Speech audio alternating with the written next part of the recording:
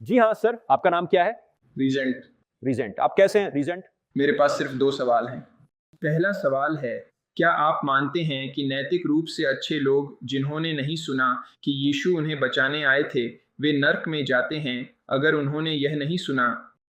ऐसा कोई व्यक्ति नहीं है जो नैतिक रूप से अच्छा हो, क्योंकि अच्छा से आपका क्या मतलब है? सही, हम सब पापी हैं। हाँ, हम अपने पड़ोसियों से बेहतर हो सकते हैं, लेकिन हम फिर भी गिर रहे हैं। असली सवाल इस तरह से है, कुछ लोग कहेंगे, क्या परमेश्वर मुझे नर्क में भेजेगा क्योंकि मैं यीशु में विश्वास नहीं करता? जवाब है नहीं। आप नर्क में इसलिए नहीं जाते क्योंकि आप यीशु में विश्वास नहीं करते। आप नर्क में इसलिए जाते हैं क्योंकि आपने पाप किया है। यह ऐसा है जैसे कहना, क्या आप इसलिए मरते हैं क्योंकि आप डॉक्टर के पास नहीं गए? नहीं, आप इसलिए मरते हैं क्योंकि आपको बीमारी है। अब शायद अगर आप डॉक्टर के पास गए होते तो आप मौत को रोक सकते थे। जैसे कि अगर आप महान चिकित्सक के पास जाते हैं तो आप मौत को रोक सकते हैं। लेकिन हम मरते क्यों हैं? हम परमेश्वर से अलग क्यों होते हैं? यह हमारे पाप के कारण है, न कि इसीलिए कि हमने यीशु में विश्वास नहीं किया।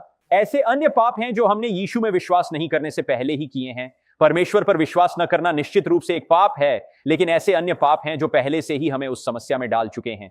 लेकिन सवाल अच्छा है कि उन लोगों के बारे में जिन्होंने कभी नहीं सुना, तो चलिए इसे जल्दी से देखते हैं, क्योंकि उन लोगों का क्या जो कभी नहीं सुने। अब मसीही इस पर थोड़ा असहमत हो सकते हैं, लेकिन यहां मैं इसे कैसे देखता हूं। सबसे पहले, मसीह का बलिदान उद्धार के लिए आवश्यक है।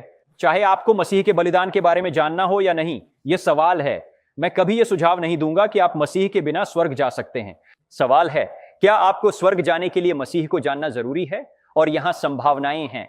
कुछ तर्क करते हैं कि वे मसीह के बलिदान से बच सकते हैं अगर वे परमेश्वर की खोज करते हैं, भले ही वे यीशु के नाम को नहीं जानते। पुराने नियम में यह सच था, सही, कोई भी यीशु के नाम को नहीं जानता था, लेकिन वे फिर भी बच गए क्योंकि उन्होंने यहोवा पर विश्वास किया। लेकिन तब से अधिक बाइबल के अनुसार संगत दृष्टिकोण यह है कि परमेश्वर सच्चे खोजकर्ताओं को मसीह के बारे में सच्चाई देगा ताकि वे बच सकें। जैसे कि प्रेरितों के काम 10 में कॉर्नेलियस, वह यहोवा में विश्वास करता है, लेकिन वह नहीं जानता कि यीशु कौन है, इसलिए वे उसे यीशु देते हैं। वास्तव में यह हो सकता है कि परमेश्वर ने दुनिया को इस तरह से व्यवस्थित किया है कि जो लोग कभी सुसमाचार नहीं सुनते, वे वैसे भी उस पर विश्वास नहीं करते। मेरा मतलब है, हम उन लोगों को जानते हैं जो सुसमाचार सुनते हैं और उस पर विश्वास नहीं करते। सही, उस पर विश्वास नहीं करते। वे मान सकते हैं कि यह सच है, लेकिन वे यीशु पर विश्वास नहीं करते।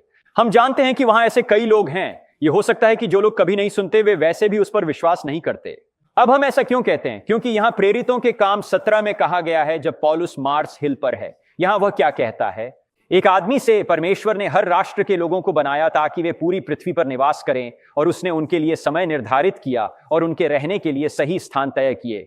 परमेश्वर ने यह इसलिए किया ताकि लोग उसे खोजें और शायद उसे पाने के लिए पहुंचें और उसे पालें, हालांकि वह हम में से प्रत्येक के बहुत करीब है।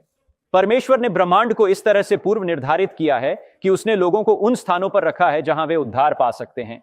यदि वे वास्तव में इसे चाहते हैं, और यदि वे ऐसी जगह पर हैं जहां वे नहीं कर सकते, तो परमेश्वर उन्हें एक सपना या दर्शन या कुछ और देगा ताकि वे मसीह को स्वीकार कर सकें और बच सकें।